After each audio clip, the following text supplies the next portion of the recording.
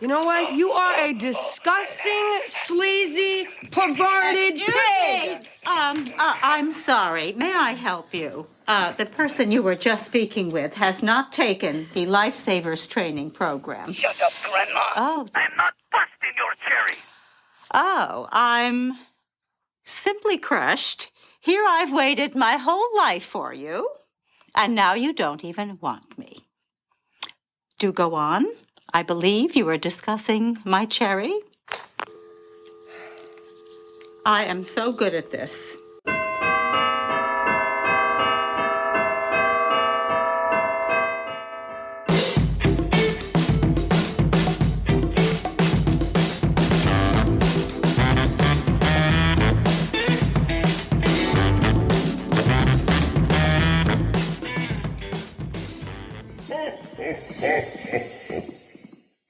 There's a serial killer loose on Christmas. Oh no! But hark! A woman with a clue book in her hand and Yuletide cheer in her heart. It's Katrina Porter. Hi, Anna Serene. Welcome to Split Happens, everyone else. Welcome, everybody. Each week, Katrina and I discuss a movie both of us love. However, only one of us gets to say anything good about the movie. They're the pro of the episode, which means the other is the con and must attack it. Our one rule is the con only has to attack during the synopsis, and if they say anything at all good about the movie during that time, they incur a penalty and will have to say something nice about a movie that they hate, which the pro gets to decide. So this week, if Katrina catches a rule break from me, we're going to hear the sound. I'm in a glass case of emotion! Oh, I just thought of a movie I'm going to do if you get a button push. Oh, no. I don't know if you'll get one on this one. I already have some Yuletide cheer in me. Well, what are you going to try to do? For this movie? Yeah, for this one. Well, I thought, I'm going to kill this movie on accident. And then hastily disguise it as a Christmas tree because nothing says happy holidays like homicide. We're not doing the Santa Claus. The one with Tim Allen? Right. I know what we're doing. What? Based on that description. It's a good description. It was a good description. We're doing 1994's Mixed Nuts. I'm dreaming of a white Christmas, just like the ones I used to know,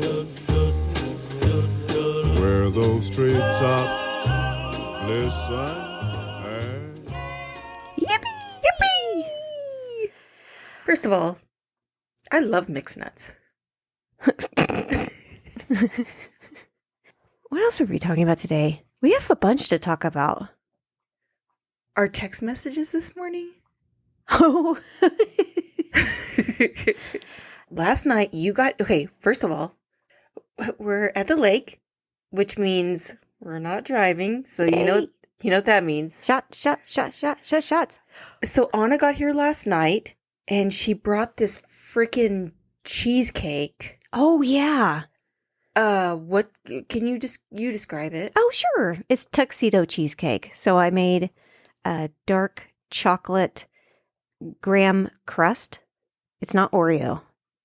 It's a dark chocolate graham crust with a creamy vanilla cheesecake and a chocolate ganache on top. It was delicious. So we had some last night, and we also had some alcohol last night. Just a little. I don't remember that. Well, I don't know if you remember, but you had a little bit of your cheesecake last night, but not your whole piece of cheesecake. That's called discipline. Yes, but you were talking to your cheesecake. What? No, I wasn't. Yes, like before, as we were like, you're like, oh, I think I should go to bed. But you're like, you're like, I'm going to put you in the fridge and I'm going to have you for breakfast in the morning. Did I really? Yeah. And I was like, oh, I do believe she's talking to her cheesecake. And so you put your cheesecake in the fridge. And then when I got up this morning, Mm-hmm. I noticed that the cheesecake that was in the front of the fridge was gone. Mm. So then when you and I were texting this morning, Mm-hmm. and we were kind of getting our plan together for today, I texted you and I said, I think I should tell you now. I do believe Ty ate the rest of your cheesecake with his coffee. May God have mercy on his soul. I know you spoke to it last night and had a real connection, so I'm very sorry. And then you said, well, he ate part of his last night, and I tucked mine kind of far back so it wouldn't get mixed up. But if he did, it's God's will, and I'm at peace with it. And I said, upon further questioning, it does appear he ate the rest of his assigned cheesecake. Peace on earth reigns again. I was so worried he ate, because you talked to that cheesecake last night like you loved it, but also you were really looking forward to eating it this morning. I'm on a health journey right now. Oh, I know. It's like a spirit journey. Right. Like I said, I've been trying to be disciplined as much as I can, which means no booze unless we're recording or taking notes. And or you just arrive at the lake. Right. I thought we were going to take notes last night. Yeah. And no eating bad food throughout the week. So it was a treat. Yeah. It was definitely a treat. So I'm trying to do better. I love sweets, but I don't eat a ton of sweets because I make them for other people and it loses some of its luster whenever you're making brownies and cookies and cheesecakes over and over and over and over. Cinnamon rolls and pecan rolls. When you make them over and over and over, it's just not, it doesn't hold. I still love, but it's like I've been married to those items for like 50 years and still love. I just, I had so much anxiety when I saw that it was gone and I try to prepare new people at work. If something is in the public, Ty sees it as that is public property. Like he will eat it. Yes, he will. Yes, he will. It is. To him, it is. If it does not have someone's name written on it, boldly, it is fair game. When I brought over, I think I brought over a charcuterie plate for you one time at your old house. Yeah, because I was stressed out. You're having a very difficult time. Yeah. As you always are. I mean, you have a very stressful job. But I knew you hadn't eaten. So I brought you over a charcuterie plate and I covered that with a plastic bag. So I thought somebody's going to try to eat that. And then I started to walk away and thought, nope, that's not good enough. Yep. And I put a big note attached that says, not for anyone else, for Katrina. Yeah. Yes. I think I even said, don't eat this, Ty. Yeah. Yes. Yeah, he texted me. Yeah. I know, little fucker. It was going to be a surprise. Yeah. He's like, well, don't pick anything up. I think Anna brought something by for you. I'm like, you think she brought something? There's a gigantic plate of, and I'm like, well, first of all, how did you know what was in it unless you went underneath the wrapping? He's like, there's like cheeses and stuff. I'm like, well, how did you know? That is an excellent question, Katrina Porter. And I cannot wait to discuss this with your husband. It's in my clue book. I wrote Where it it down. belongs.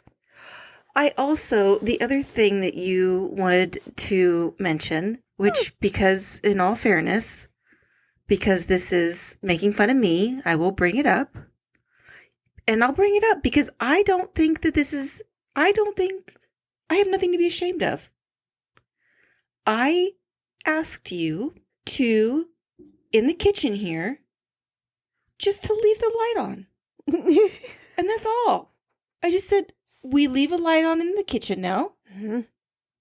And that's it. And you said, we need to talk about this in the podcast. And I was like, well, that's weird, but okay. You're not saying what the light is for. It's a snake light. You're worried another snake's going to come in the house? Yes. In December? They can't fucking be trusted. Mm. One got in. They're bold bastards In now. the summer. Or in the fall. That was in November. We had a late summer. It was a quite warm fall. You don't know what they're saying to each other. The snakes. Yes, that was November 8th. Yes, when it got in here. Yes, I do. What They're saying to each other? Yes. Sit in there. Oh man, there was a really good thing on Rick and Morty about that, where they're hopping between different channels of different universes, and they end up in a planet that's all snakes, and they show snake jazz, and it's just It's easy to get in that bitch's house. You really think you kind of parcel tongue there? Yeah. You really think they're out to get you? I don't think they're out to get me. I think that I think that I set a very nice home and they want to be a part of it. And I understand because it's welcoming and that's my goal for humans and dogs. So your worry is not that they're going to attack you. You're just preparation. You're like a doomsday prepper. No. I don't want to be startled is what I don't want to be startled again. And yet, we need to talk about did we already talk about the board games? I told you nary a week ago. Yeah. Possibly 2. Okay. Who knows? That I absolutely despise the board game Operation. Yeah. Because I don't like being electrocuted. I've talked about that before in an episode where I talk about smacking cans in the grocery store. Yeah. Because if I'm in a shock, I want to be in control of that feeling. But I don't like static electricity at all. Yeah. Getting electrocuted really, really makes me nervous. I hate Operation. I hate that game. Yeah. The only game I hate more is Perfection. Yeah. It just pop. Yeah. I Because get it. you have to get all the pieces in. And if you don't get them in the time, and the time is going, Yeah. they just fucking fly out at you. I don't like perfection. Right. I mean, I love perfection, but I do not love the game. It's. I think I told you it's like a Jack in the Box, but with shrapnel. Larry in the box. I hate it. Yeah. Some evil person somehow managed to combine Operation and Perfection because they hate me personally. It's Operation and Jack in the Box is what perfection is. I fucking hate it. Yeah. What's the point of this? I hate it so much. Okay. Well, you said just yesterday that I think I'm going to get that Operation game to play with Finn. To play with Finn with me, not at your house. You didn't say that at first. You just said, I'm going to get Operation. I bet Finn would love to play Operation. But I wouldn't do that to you. I was sweating. I know, but I would never do bullets. that to you.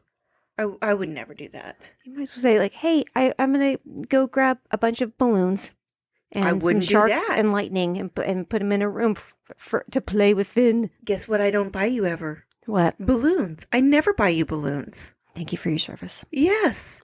I appreciate that. I would never. If someone says, what is Anna like? I would never say, get her a balloon. Oh, good. Ever. Because that would be the wrong thing to give me. I know. Every once in a while, one of my children will come home from a birthday party in the past, when my daughter was younger, with a balloon. I know. Or home from the store or something. They were giving out balloons. Red Robin. You always get a balloon at Red Robin. Yum. Mm-hmm. But no. They do have good chicken tendies. I do like them fries. They do have good fries.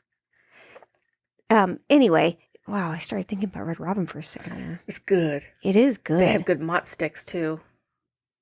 I like the dipping sauces. Okay, you know what? This is not important.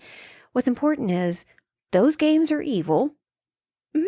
That's all I'm saying. And you talked very nonchalantly about bringing one. I thought it would be fun to play Operation with Finn. I think he would get a kick out of it. I would play that with him out here, far away from you. I hate it. I know. Oh, I felt like there was something else we were going to talk about.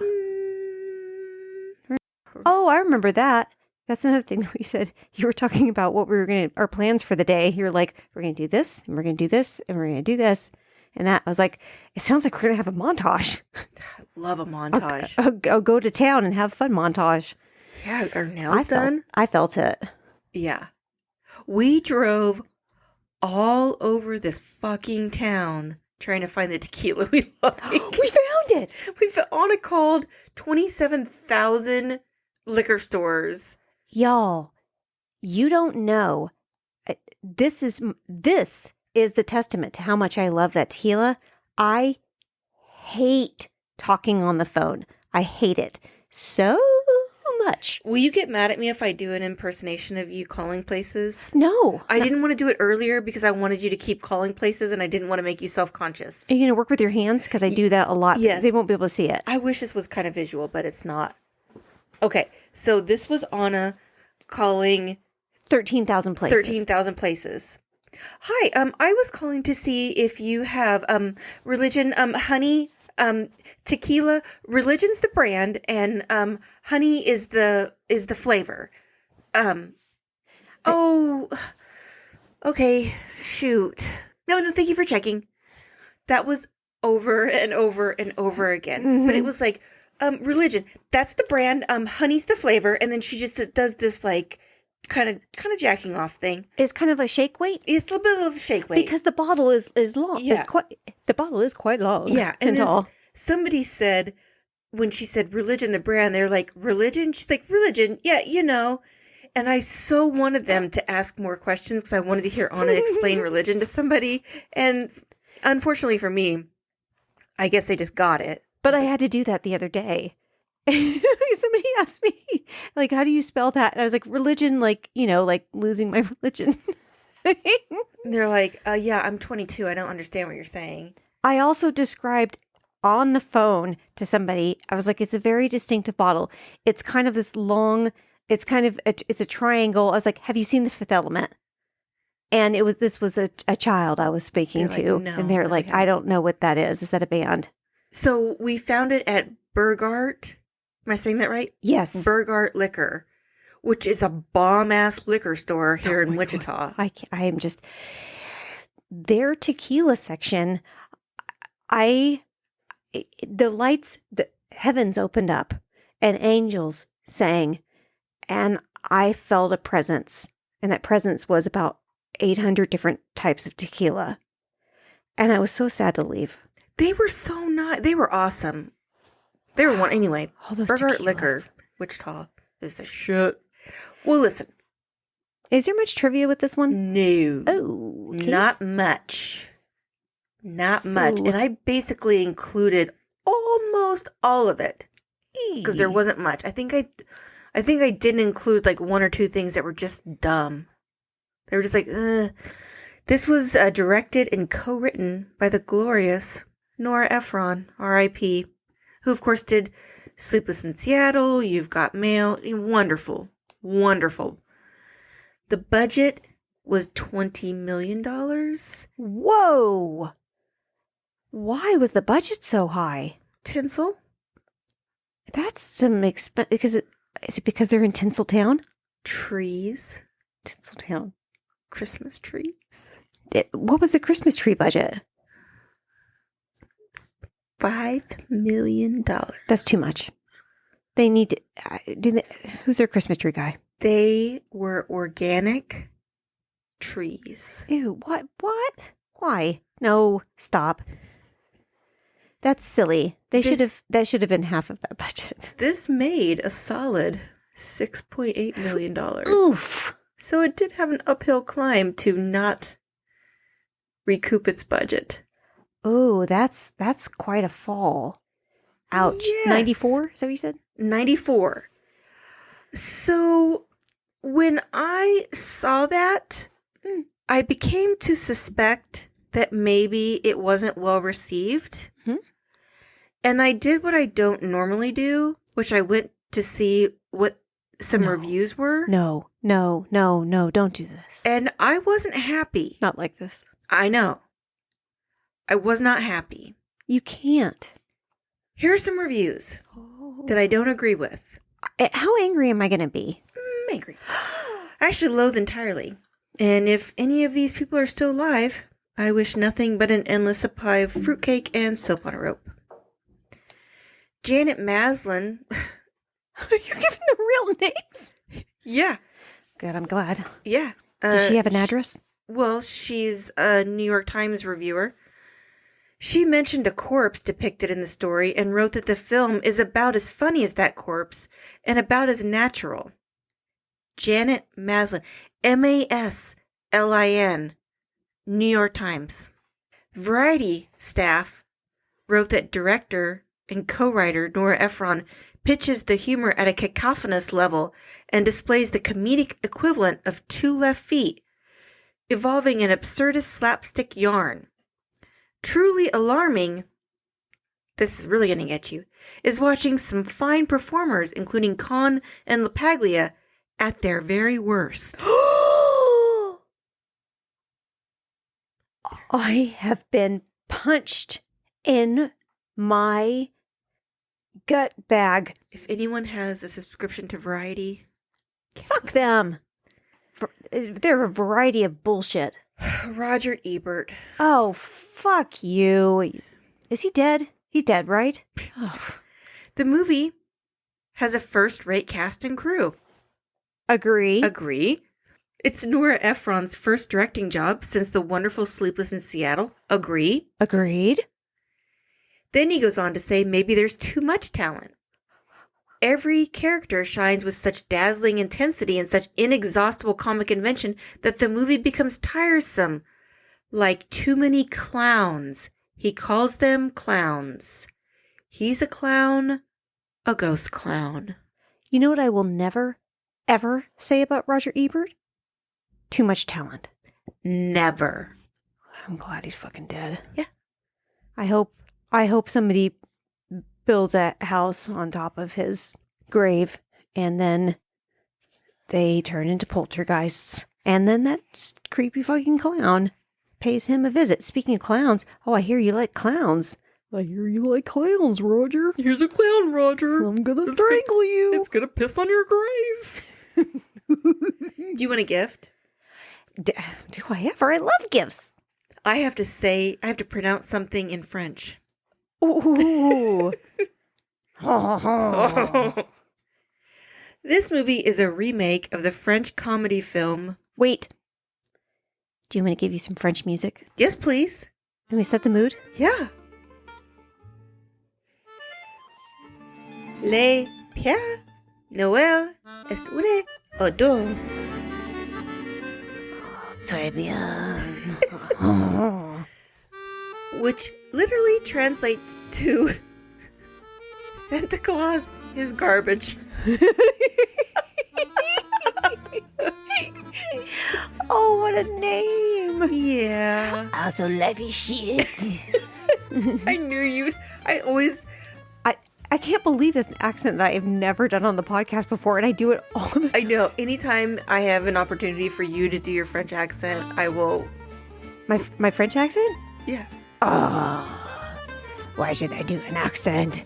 It doesn't matter anyway. Why doesn't it matter? Because God has abandoned us. That's my favorite. I'm sure my Frenchman Pear Lapin is his name. That's his name. Yeah, Pierre Lapin. He will show up again. I'm sure when we cover Amelie, which I'm very excited about. In January. Very excited. This was the 5th and final Christmas movie that came out in 1994. The others were The Ref, Ooh. The Santa Claus, Miracle on 34th Street, and Trapped in Paradise. Trapped in Paradise. I think they had Nicole Cage. Nicolas Cage? What else do you have? That's it. Oh, no! All right. I want to say, before we get started, Okay. I love the cast. Ugh. I have a deep love in my heart for Madeline Kahn. I have a very, very deep love in my heart for Steve Martin. I coached for him once in Martin Short. I'm just saying.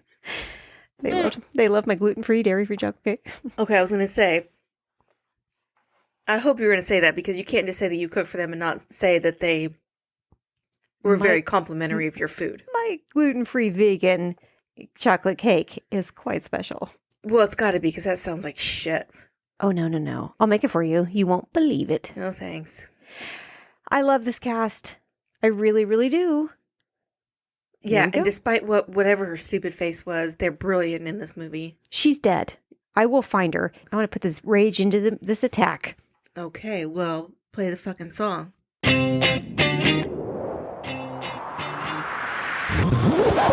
Let the games begin. Our movie begins with a delightful version of White Christmas. I I'm dreaming. liked it better in Home Alone. white. I don't see Macaulay Culkin lip syncing to this. In his heart, he was watching this movie. In 94? Yeah. Ooh, I'm not going to say what he was probably doing because he is in recovery and he's doing very, very good for himself now. Yeah. We also see a smiling Steve Martin who plays Philip. He's riding a bike along the beach, and right away this movie lets us know it is about Christmas and heart health. He passes so many things that absolutely deserve attention. What? There's a guy in a candy cane costume sleeping on the bench. That was before we were putting in things on our benches so that homeless people couldn't sleep on them. There was a choir. There was a church choir Okay. that were singing very spiritually, and it looked fucking great. But why did he was smiling because he saw those things. How often do you see a church choir of like 8 just singing under a palm tree on the beach? A lot. Really? Yeah. When? When you go to the beach. When? Where? In Venice. In Venice. Yeah. Italy? No, Venice Beach, you peasant. You don't travel. They're next to the muscle people. Oh, like where Arnold went? Yeah, When he was learning to build up his muscles. Yeah, they've got the muscle side and the choir side. They're by sections. No, I don't think that's correct. No, it's correct. I saw it. So where's the candy cane guy fit in? On the bench. There's the candy cane bench. It's like, Candyland. It's like Candy Mountain, Charlie. Yeah, it's Candy Bench. They got that in Venice Beach. Okay. Well, Hot. I've never seen it. Well, it's delightful. You liar. No, it's amazing. They've got gym Mm-hmm. section beach, Mhm. and then they've got choir beach, and then they have library beach What? where you just read, and then they have candy cane bench. So there's a library on the beach. Well, it's just like it's just like you kind of sit outside, but they have shade because they're sensible. So you don't want to get too much sun, but you need 10 minutes at least of vitamin D a day. But still wear sunscreen. Right. But you still want to read, but you want to be by the ocean. That makes sense. But you want to be close enough to hear some music and then also work on your triceps if it's arm day. Can they go into each other's, is it like Foursquare? It depends if you have a multi-pass. What? You have, I gotta buy a multi-pass? yeah. Oh, that's how they get you, It always. Yeah, this is not Sam's Club. Oh, I can afford this. I know. Let's live in Kansas. It's All of these cheaper. beaches in this economy? I know. That's a con. We see two people rollerblading with a tree, and it is Parker Posey and Jon Stewart. Yeah. What? Mm-hmm. What do you think about Parker Posey and Jon Stewart I love both of them. in this movie? I didn't even recognize them in this. What's wrong with your eyeballs? They had a tree in front of their faces. They're really good rollerbladers. I don't care if they're really good rollerbladers or not. They're dickheads, and those are wonderful people in real life. They're supposed to be dickheads in this movie, so they did a really good job. Parker Posey is a wonderful person, and Jon Stewart, 9/11, firefighters, #never forget. No shit. Boom. A spunkily pregnant Juliette Lewis, who plays Gracie, she's chasing after a Santa-clad Anthony Lapaglia, who plays Felix, and they run into the tree, and a little kerfuffle ensues. Initially, Rosie Perez and Kadeem Hardison, who was Dwayne Wayne from a different world, were tapped to play Gracie and Felix. But he was probably still fucking around with Whitley. So they got white people instead. Just isn't enough white people in this movie. Sorry. Oh, I'm sorry. I forgot about the diverse cast. Forgive me. Who in this movie is not Caucasian? Yeah, that's what I thought. You did say that Gracie was chasing. Yeah. She's so pregnant. Yeah. She's very pregnant. Yeah. I mean, kind of. She looks like somebody wearing a pregnancy suit. She's like nothing. She doesn't have pregnant face. She doesn't have pregnant arms. She doesn't have pregnant leg. Nothing about her says pregnant, except for this obviously foam stomach on her. I have seen pregnant people that look like that. You have not. Yes, I have. Yes, I have. No, you have not. Yes, I have. Show me right now. I can remember her first name. Her name was Annie, and she worked for the probation office in Salina. Okay. And she was a runner. Uh-huh, sure. Is Annie in the room with us right now? Well, no one's in the room with us right now. Okay, just making sure that you're not talking about unseen others. No. People at least look like they're pregnant besides just their stomach. That's just how it works. You get boobies and you get, your hips expand a little bit. I mean, like, she looks rail thin with the stomach that, like, and she's running like there's, like, she doesn't have a care in the world. Like, she doesn't have a problem whatsoever. I think this is a dumb take. I want to talk about Kadeem Hardison from A Different World. Yeah, I would like to talk about that too. Why wasn't he in this? Because he was busy. I loved him. I love A Different World. But I don't understand what that has to do with this. I hated Whitley. Hi, Dwayne. You hated her. I did not like Whitley. What was wrong with her? She was not good enough for Dwayne. Why? Because she made him feel bad about himself. No, she didn't. Yes, she did. She never made fun of them glasses. She made fun. She was always trying to make him change. And then, do you remember who her mom was? No. She guest star Diane Carroll, who won an Emmy for her guest starring appearance as Whitley's mom, also tried to make him change. And do you remember who guest starred as his mom? No. Patty Sweet Potato Pie LaBelle. Stop lying. Yeah. You're lying. No, Patty LaBelle was his mom. On A Different World? On A Different World. Yes. Are you serious? I'm dead serious. I will not fuck around about A Different World. I'm sure a lot of people feel this way, but you know what my favorite thing from Patty LaBelle is? Her sweet potato pie? Sold exclusively at Walmart? No. What? I mean, there's a lot to love about her, actually. But there's a video of her where she's supposed to go out and sing, and they didn't give her any songs on the teleprompter, or they didn't give any words on the teleprompter, and she does not know the words. And she says, I don't know the words. And Sis is trying her best to get through it because she's Patty LaBelle and she's a fucking professional. Uh-huh. But, and they're supposed to be like background singers. My background singers. Woo!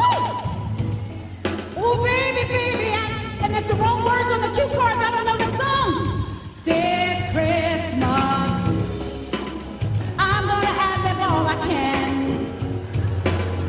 Because I don't have the right words and I have no background singers. Oh, I don't. Woo! They left poor Patty stranded with no words, no backup singers, and she doesn't know the fucking song. They pushed her out there for that. Can you believe that? I would kill someone. That's a con against this movie. That is not a con against this movie. Sure is. No, it is not.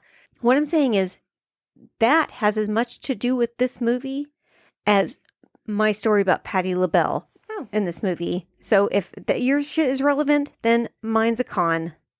Boom. I could talk about Different World all day long. I think Jada Pinkett Smith was on Different World. I don't give a fuck about her. I don't give a fuck about her. I can definitely talk about her all ding dong day. And you know who else can talk about her all ding dong day? Her. You know who else was on there? I'll give you a clue. What the fuck is going on here? I love A Different World. I'll give you a clue. Are we on a Different World podcast? No, I wish. Here, I'll give you a clue. Okay. I don't know. how No much way. longer I can hold this. Oh. Boom. Joe Morton from Terminator 2. Oh, yeah. No, he's great. Yeah, he was in Different World. So again, mixed nuts. Okay. Oh, shit. Anyway. Next, we see the gorgeous Rita Wilson, and she's on the phone with someone who is worried about the Seaside Strangler. She plays Catherine. Then we also see the glorious Madeline Kahn. And I swear to God, if you utter one word, I will end this. I have to One negative word about her. Oh, negative word. Well, This will be over. that's not going to come out of my mouth because there are things bigger than this podcast. I can't believe I say that, but Madeline Kahn, the person as a whole, Is all of them? is, yeah. So, Okay. Well, I cannot. But how long has Lifesavers been open? Because if they're counting every person that calls a saved person, that's not a great record. They only have like 1,400. That's not true. I think Yeah. they've been open for like a year. 1,400? That's a good number. Only 1,400 people have called.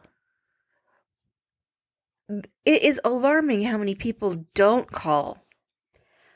Do you know how much a Christmas tree weighs? No. A real Christmas tree? A real one? Yeah, No, there's too many pine needles.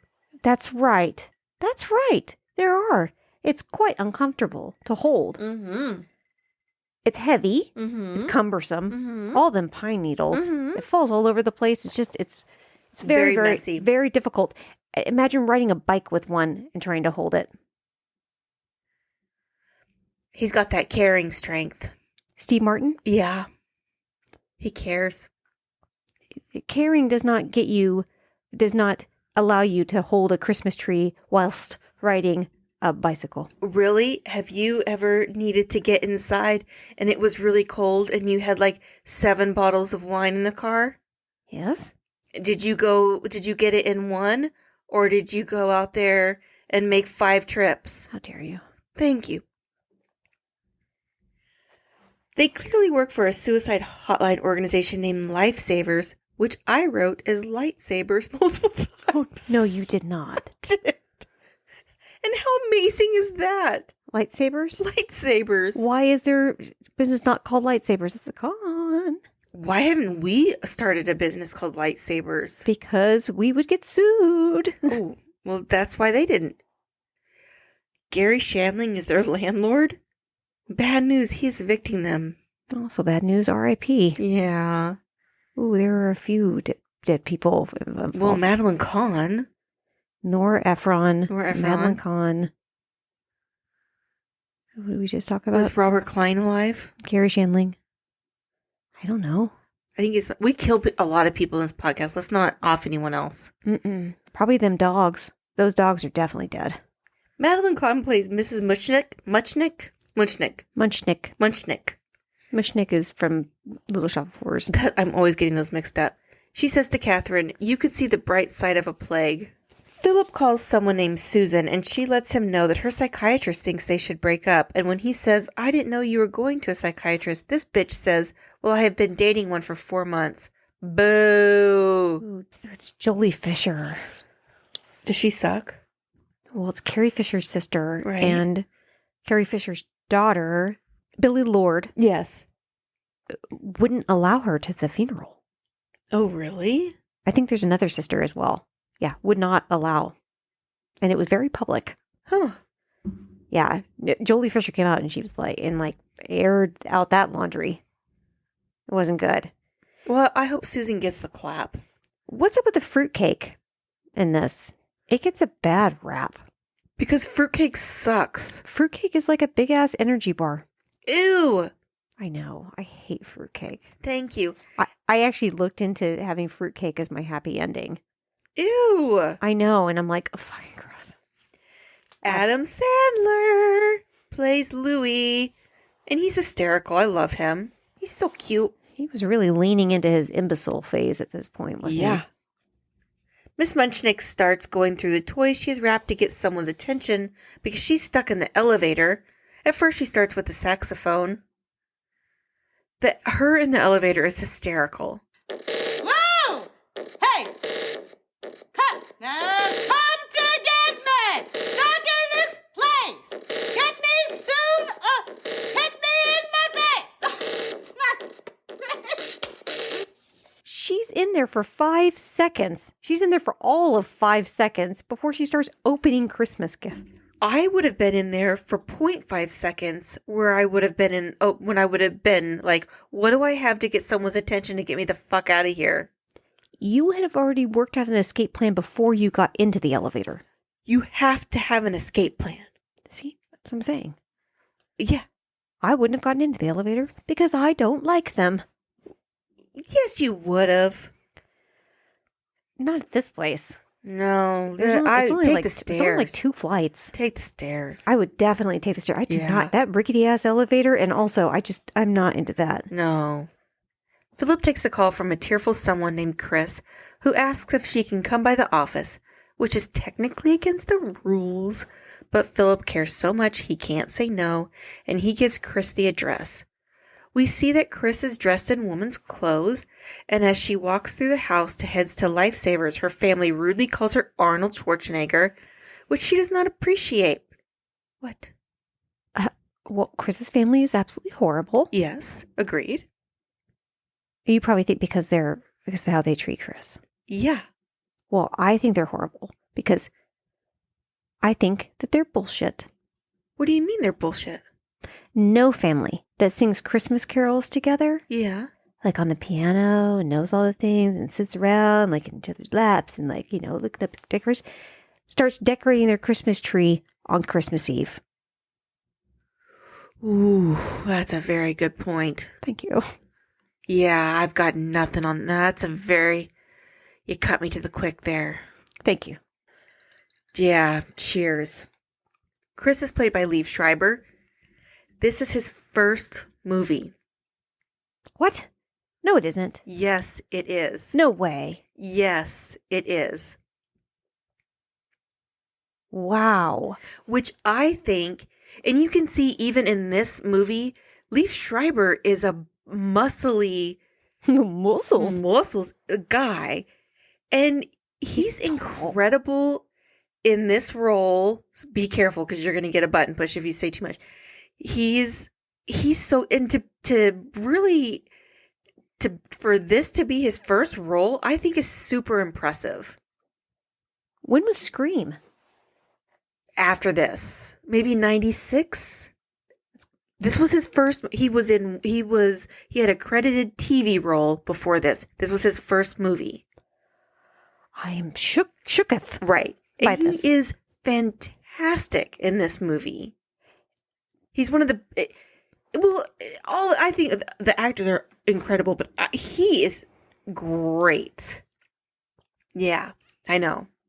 Good luck not saying anything about that. He does voiceover work for nature documentaries, and you know how I feel about that. I do know. Actually, I don't know if they're nature documentaries. He does voiceover work for documentaries for sure. Guess who you never will was offered the role for Chris? Who? Chris Farley. What? Yes. Get the fuck out. And Chris Farley turned it down. I'm glad. I know, because Liev Schreiber's so perfect. I'm not going through that drive-through. No, thank you. You know what? I gave you a yellow light, too. I'm being very friendly with these. Shocked by that. I know, it's Christmas. You know I feel like Christmas. Just so full of This Christmas is his cheer. first movie? First movie, and is brilliant. Some of the best scenes in this movie are Madeline Kahn and Liev Schreiber. I think, actually, and I don't agree with anything those reviewers say at all. I think there are parts of this movie where Steve Martin and Rita Wilson feel kind of off. You know, it seems a little bit off. Yeah, I agree with that. Yeah. They seem off. Uh-huh. But nothing with Madeline Kahn or Liev Screiber. Surely they don't say anything about Liev Schreiber. They talk about the cast in general. But not him. Why wouldn't they?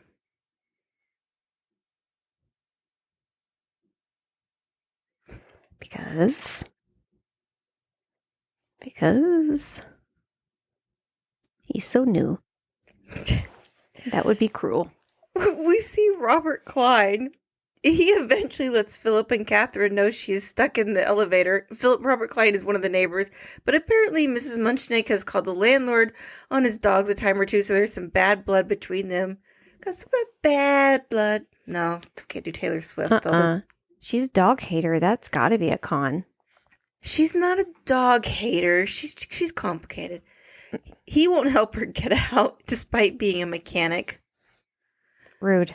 We see Parker Posey and Jon Stewart skate by again with another tree. Oh, God. However, where are they getting all this tree money? They seem like they've got tree money. These two? Mm-hmm. However, Gracie and Felix get into a fight again and fuck up the tree.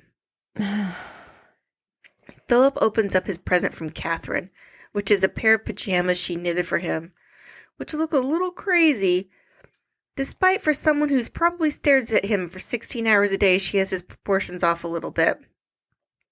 Her character is very, very childish. Anxious. Well, I think she lives at home. She lives at home with her mom. She's pouty. She seems kind of... But not like pouty annoying. Pouty, I mean like pouty like childish. I love Rita Wilson. You don't like her in this.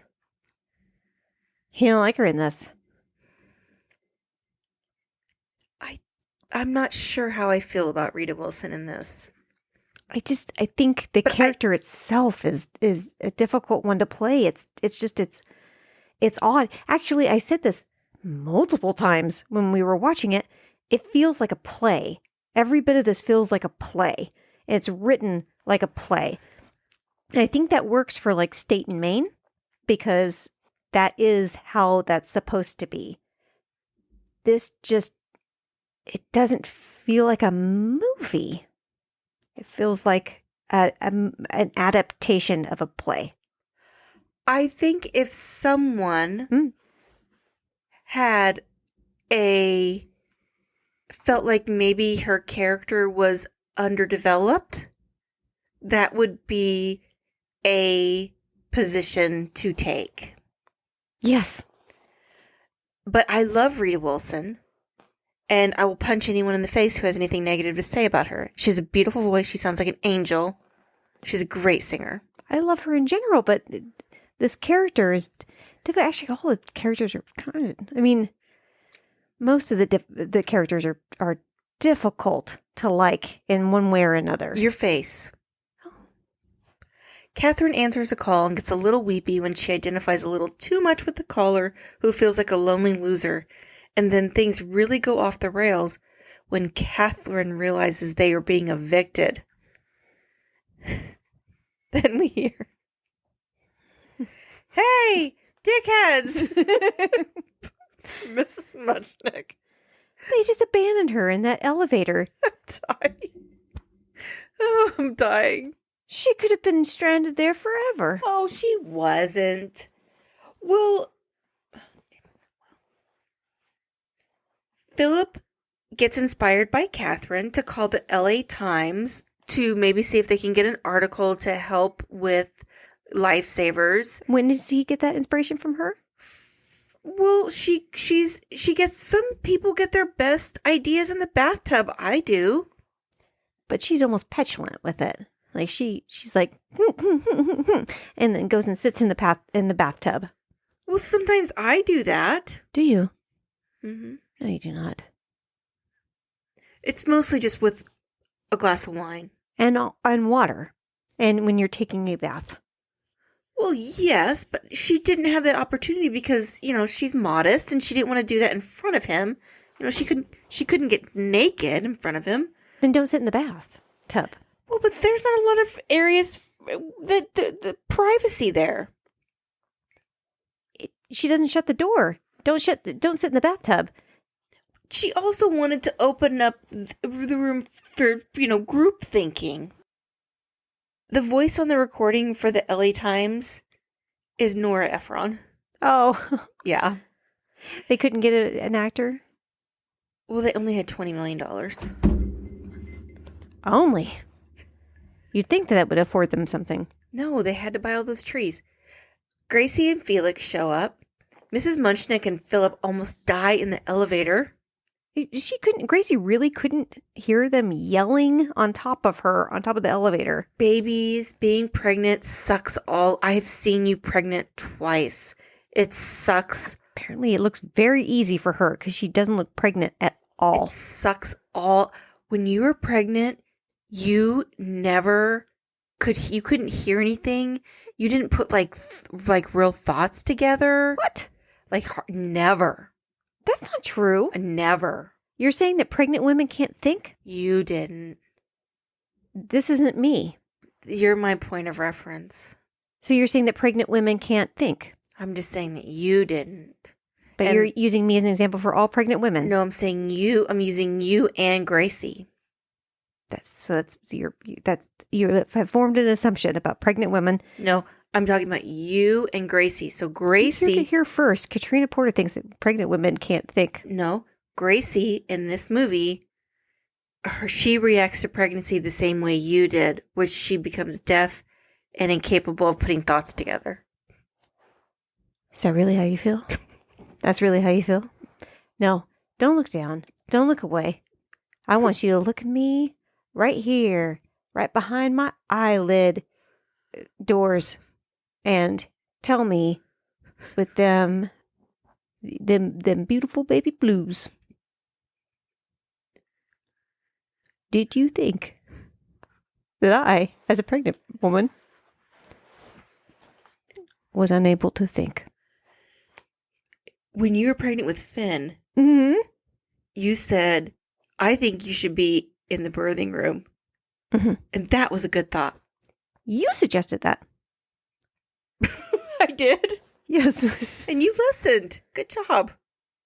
Mm-hmm. I'm confused. Anyway. Mm-hmm. Gracie hits Felix over the head with the fruitcake. This movie is nonstop action. It's nonstop fruitcake hate. The fruitcake council is going to be furious. Oh, come at me. Fuck off, fruitcake. I hate fruitcake. I love fruit and cake. Put them together? No. N-O. Why? 'Tis not the season. 'Tis not. You know what? Yeah. That's not true. Huh. I love shortcake and strawberries. Oh, yeah. Well, panettone, the Italian, like big fluffy thing. And Stollen is German fruitcake. That's delicious. I know you're talking about the one with the candied fruit. I think what really angers me here, when I'm really thinking about it, when I'm really processing this from a psyche perspective, is that you know that I love traditional Christmas, and fruitcake is supposedly a part of traditional Christmas, and I hate it. And I don't want anything to make me hate traditional Christmas, and that makes fruitcake terrible. I guess you're just... If you feel comfortable with cherry picking what parts of Christmas you are willing to celebrate. I do it with the Bible. You know what? Psalms, love. Proverbs, sure. I like some of Ecclesiastes. Just the cheerful stuff is really what I like about the Bible. You're not looking for any negative.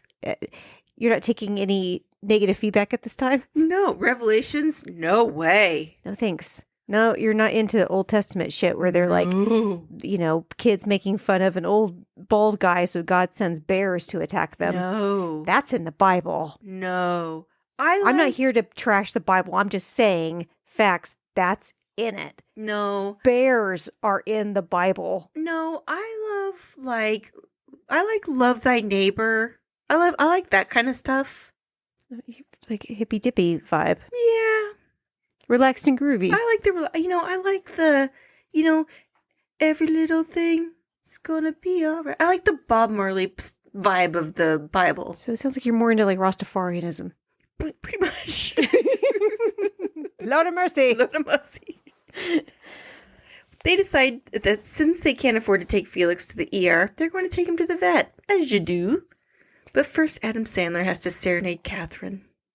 That whole section of the vet's office is like an episode of Seinfeld. That's what it felt like. Or like a skit, a Seinfeld skit. There's actually some trivia, and I just didn't About the include it. pillows? Huh? About the pillows? About the pillows. The woman that pulled up, Yeah. that's his wife in real life, Rob Reiner's. Hmm. But yeah, I just didn't. I guess, Wah, wah. yeah. That's a con. This movie has no good trivia. That is not no good trivia. I'm sorry. How I dare you. apologize. I apologize. I didn't mean that. Felix takes an overdose on dog tranquilizers, which doesn't speak well for Catherine and Philip's ability to keep people from killing themselves. Also, it takes way longer for dog tranquilizers to kick in, and I don't have to explain how I know. You say so many disturbing things that we have to then talk about after episodes. A man of his weight and height and age. Stop. I don't know how many he took. I assume maybe 4 or 5. He looked like that's probably the case. That's how many you can swallow without any water. He didn't have any water, and he was able to swallow that without forcibly jamming that down his throat. And it takes way longer for your stomach to absorb dog tranquilizers, specifically dog tranquilizers. There is a moment where Catherine is wearing her ovaries on the outside, and she tells Philip that he is great on the phone but sucks in person, which is kind of a sick burn, and I'm pretty proud of her. You know, she kind of feels like shit for saying it, but another part of her wonders if she should have an alter ego named KATRINA-Anna that says whatever comes to her mind at wild abandon. You know what it reminded me of? What? You've Got Mail. Another Nora Ephron. But this movie came first. So You've Got Mail is the copycat. Well, we're not talking about that movie. Every scene that Madeline Kahn is in is incredible. When she thinks that the Seaside Strangler might be at the door... I am not your type. I am short. I am not young. I have never been young. I am attractive. That part is true. I love her so much. Chris shows up at Lifesavers, and I absolutely love this. He's being trans is used as a joke. Do we think that? It could be? Yes, we do. I don't think that trans is being used as a joke in this. I really don't.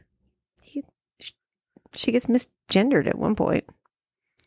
Well, I mean, I think people get misgendered now. They sure as shit did in the 90s. Well, Chris is smoking inside. That's gross. I agree that's gross. Thank you. Mrs. Munchnick unfortunately gets knocked out, but Chris takes very good care of her and sets her behind the couch. Gracie gives Catherine a bit of a glow up. And she looked beautiful before, but she looks different beautiful now. That dress is smoking. You can't just give somebody a glow up without asking. You can't give somebody a she's all that without even asking. She did ask. It's in the outtakes. She's like, you want all that? You can't blame things on the outtakes all the time. That's only going to fool me like 13 or 14 times. But this time I promise. Do you really? Mm-hmm. Oh, you're lying. They make a Christmas wish, which is totally a thing. One year, I wished to bake and to learn how to administer a field dressing with nothing but a fishing line and a tiger tooth. And boom, Santa brought me a Rainbow Bright oven for Christmas, and Rainbow: First Blood was on TV. Christmas wishes come true. Wow. What a specific wish.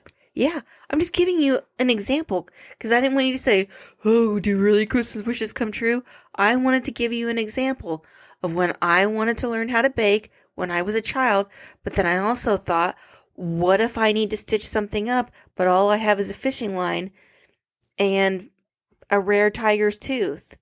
And then that next morning, I got a Rainbow Bright oven, and then several hours later, Rambo, First Blood was on. And then he fell in the tree, and he cut his shoulder, and that's all he had to stitch himself up with. And so there I was, just baking away in my Rainbow Bright oven, making some pancakes. Learned how to make a field dressing. Ho, ho, ho. What's your name, little girl? Anna. What would you like for Christmas? Candy. And a doll. Oh, I can do. Oh, what about you, little girl? What's your name? Katrina. And what would you like? Psycho shit. Oh, better turn you over to Pitch. Oh, I need security. Listen, some of us know what we want from an early age. Psycho shit. Yeah. Okay. Here we are. I'm not going to cross you. All I'm saying is that Christmas wishes come true. Philip Phillips things up and says something terrible to Chris, and she leaves. Fly-ass Catherine and Gracie show up with Chinese food. And Philip's eyes do the cartoon boom, boom, boom thing at Catherine. My eyes did the ooh, at that Chinese food. Dude, that Chinese food, it looked good. Girl, you know I love Chinese food. It did look good. No way. No, it's Chinese food. Okay. Louis there, and he sings a delightful song to Catherine that is super sweet, and nothing is wrong with this scene. So let's move on. Oh, excuse me. What? Nothing is wrong with this scene. No. What about the part where he's like, I wonder if I gave you pudding, flour, and eggs, could you make a Boston cream pie? I knew you were going to bring this up. First of all, What? no. You cannot. You need way more things. Boston cream pie requires way more things. Also, it's fucking gross. Boston cream pie is diarrhea pie. It sure is. It's squish. It's a smush pie. You know, it's not even a pie. It's not even a pie. It's 2 layers of cake with pudding in the middle, and then chocolate ganache usually on top, and then when you try to cut into it, it all just splooges out the side. Oh, fuck. Like a cum sock. You look at... I don't know. Would you please never say cum sock again? Probably. You look at our statistics from time to time. Is anyone from Massachusetts download our podcast? I don't think so. So, no one from Boston. The people from Boston are pissed off that this is the pie that's named after them, right? It's not a pie. Or whatever it is. It's not a fucking pie. Whatever. That this is the dessert that's named. Like, because Boston has cool shit. Like, why can't there be like a shamrock cake or something? You know. Because they're the only Irish people in Boston? Cool. Or a Guinness cake. The Boston Guinness cake. Because of Irish people? Sure. Not this shit. This is a diarrhea dessert. You cut into it and it just like Splooge. Yeah. It is. It's fucking gross. It is repulsive, and I don't. Come at me. Seriously, I'm sorry if you're a big Boston cream pie, and I'm putting that in big fucking quotes. Boston cream pie person, it's not pie, and it's not. That's the worst part of this movie. It's an abomination. That they brought that up. I cast you out, demon. The song is sweet, though. Philip goes to put the fruitcake down, and it accidentally flies out the window, and it hits Mrs. Munchnick's car. Who just throws a heavy object out the window onto innocent bystanders below? Not the protagonist, I can tell you that. He didn't throw it. He just moisturizes, and it flew out of his hand. He put lotion on. No, he was angry, and he threw it out the window. Like a frisbee. He like frisbeed it out the window. Yes, he sure did. I don't think so. He sure did. Well, Mrs. Munchnick starts crying. Because this seems like it's been a shit day for her. The neighbor who has all the dogs come by. And she's decided that she's going to celebrate Christmas Eve by playing with some jingle bells down on the beach.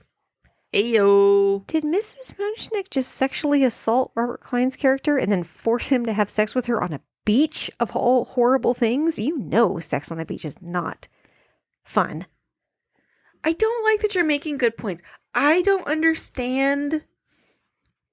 Just because something doesn't make sense to me, like people having sex where there's sand, doesn't mean that it's not good for someone else.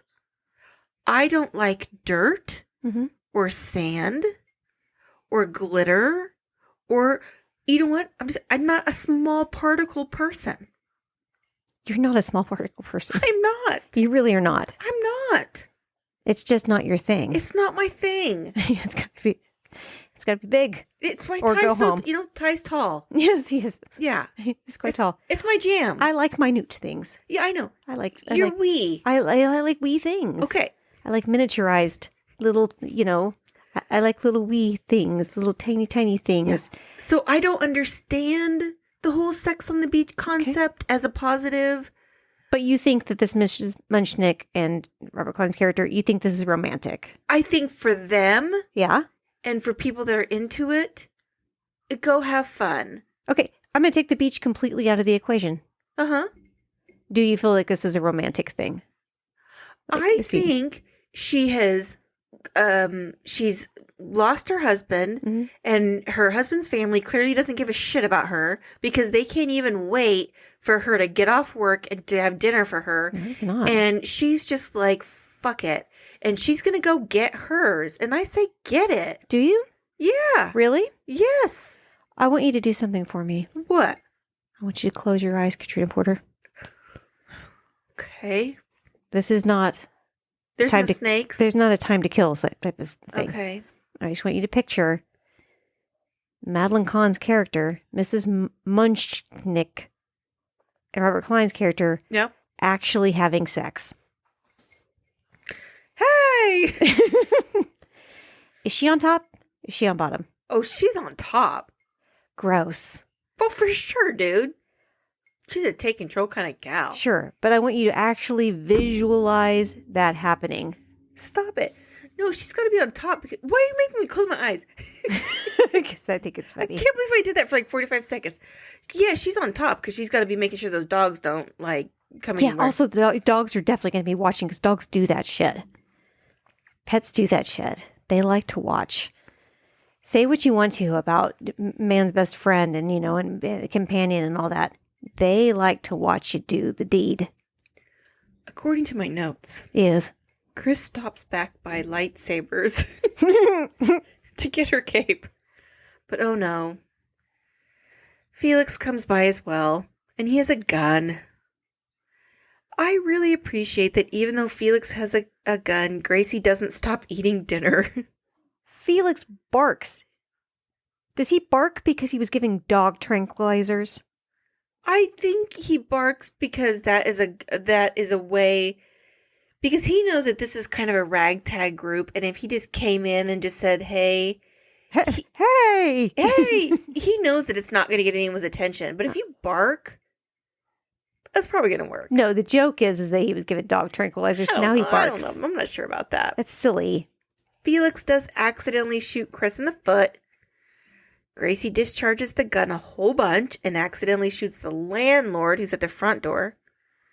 Philip starts to call the police, or policy, as my notes say. But Catherine gets a little panic attack, which leads to Catherine and Philip doing it in the bathroom. Giggity.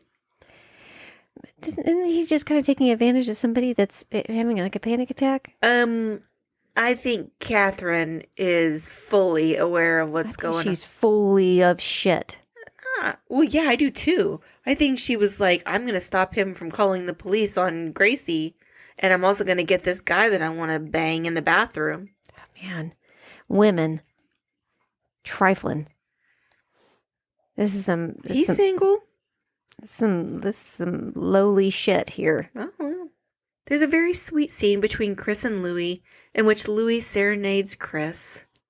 Oh, shit. That's what I meant to say earlier about the recycling.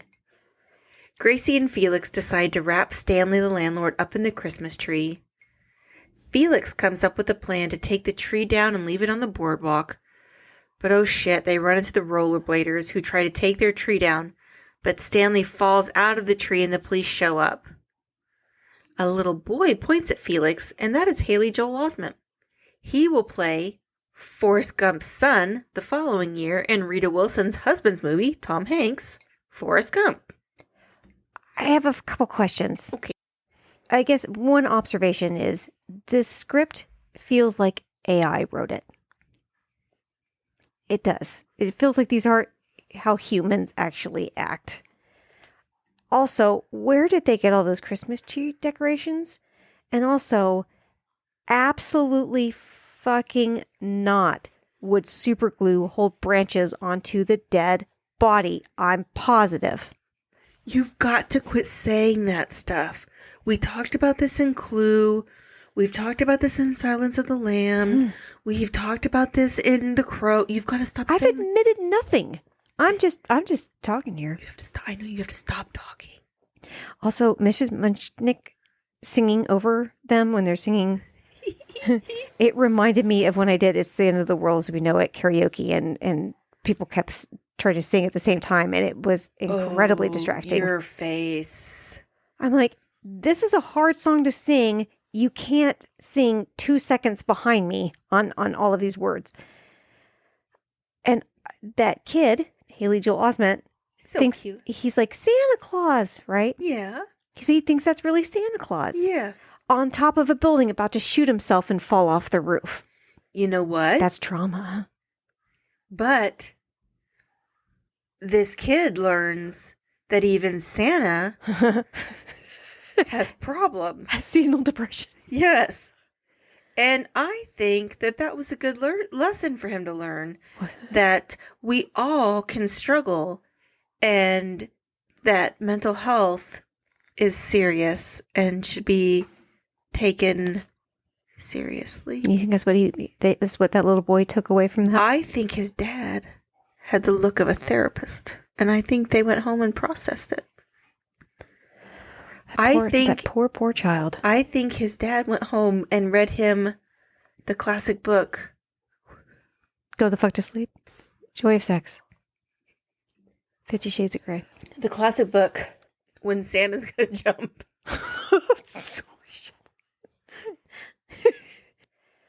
Is this Dr. Seuss? Is this when Dr. Seuss was doing his real dark shit? Yes, it was real dark. It was real. It was before he did The Grinch and worked through some stuff. God damn, glad he did The Grinch. Yeah, I know. That's why I made that my happy ending. Because I'm glad he worked all that out. Yeah. For sure. Yeah, so he learned that. Philip does not give a great don't kill yourself speech. You know, Catherine was onto something earlier when she said that he's not great in person. I'm not actually sure that he's great over the phone, but he's not great in person. No, he's definitely not. He's not great at all. But he does talk him down. The only person that claims to be good at their job is Mrs. Muchnick. Yeah, when the dirty caller, the guy calls. I want your cherry. Catherine gives the police Stanley's bag, which happens to be full of stuff proving that Stanley is in fact the Seaside Strangler.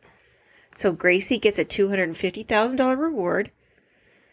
She decides to make a better life for her unborn child. She gives lifesavers the money they need to keep going. But Gracie's going into labor, and she basically has her baby in a manger by the sea. Mm-hmm. And then Philip proposes to Catherine kind of like Ty did. You wanna? I hate when this happens in movies, and you know I do. What? Yay, I'm happy. Oh no, my water just broke, and oopsie doodles, I'm immediately having a baby, and it's here. You hate that because all of your labors were like 27,000 hours long. It's because that's not how it works. Your water doesn't just immediately break and then boom, baby. For some people it does. Who cut the baby's umbilical cord? And why are they not at the hospital? The police are there. They could have easily taken her there. They're just chilling in a manger. They should be chilling at the hospital. Well, some people have home births. This isn't at home. That should be, that's prepared. You have like, I don't know, a kiddie pool or something. I don't. Their home's like right across the way. Why didn't they go there? Because they want to be outside. It's In like the hay? fresh air. In the filth. Some people, That sidewalk was covered in dirt. you know what? Yeah, I don't love that. Just like I don't love beach. But some people love camp, which I don't understand either. Oh, like to camp? Yeah, Me. right.